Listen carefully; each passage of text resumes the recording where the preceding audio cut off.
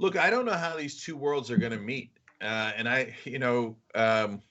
so I know that speaking in tongues is something that a couple of different churches do, the Pentecostal most often. Uh, and, uh, and I know that and I got friends of mine who used to belong in churches where they spoke in tongues. Um, but it's the year 2020. I mean, that's it. It I doesn't. mean, It doesn't. You can go ahead and speak in tongues. It's fine. The danger is that this is a spiritual advisor to the president of the United States. I mean, it's not. Donald Trump doesn't need a spiritual advisor. That's not. It's not a real thing for him.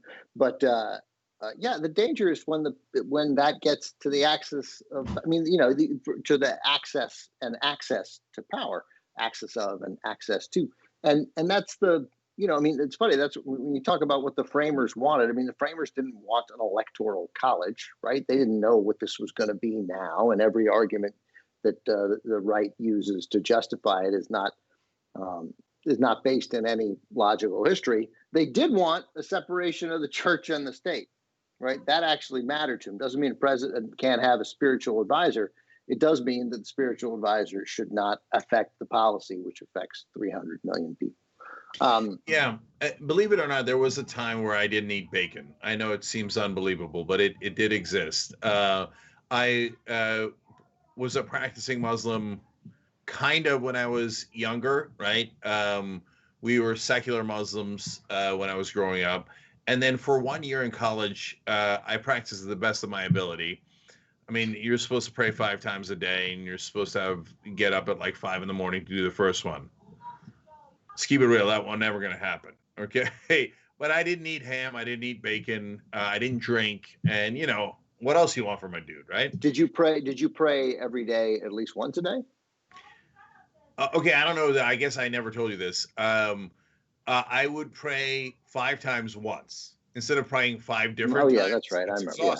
Yeah, right. And I would do the one prayer that I knew, the one Muslim prayer that I knew, 5 times when I was showering. Yeah, and you're supposed to do it as a cleansing thing, so it made sense, right? Yeah. If you're gonna cheat, do it in a way that's logical. You were making Islam work for you. I think that's, in a sense, that's beautiful. Yeah. And so if you're religious, like I've been there, brothers and sisters, I had all these fun and not fun, completely wrong thoughts in my head. And I wrestled with it, man. I wrestled with it. I did. So I've been there. But at the end of the day, like 2 things are important. One, we can't have a president that listens to fundamentalists of any religion, because they will then if you're going to do policy based on things that don't make sense, then we've got real trouble. On the other hand, I'm with Ben and I'm with the founders on this one. Like honestly insane as I find it to be, I don't care if you do it on your own time.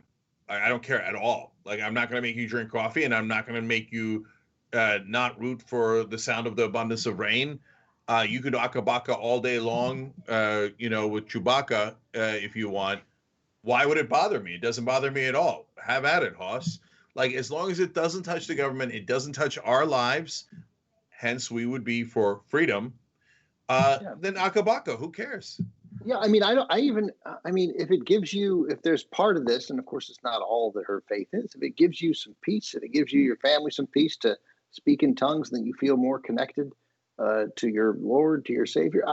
I'm even in favor of it, but it's got no business near the governing of the beacon of hope and freedom around the world, this great country. That's as obvious as there can be. And it was a great ending to the remake of Cape Fear, right? I mean, are we supposed to go back and reevaluate that now and be like, you know what? As De Niro was drowning there, he was making a lot of sense. No, actually, the thing that he was saying while he was speaking in tongues was way off.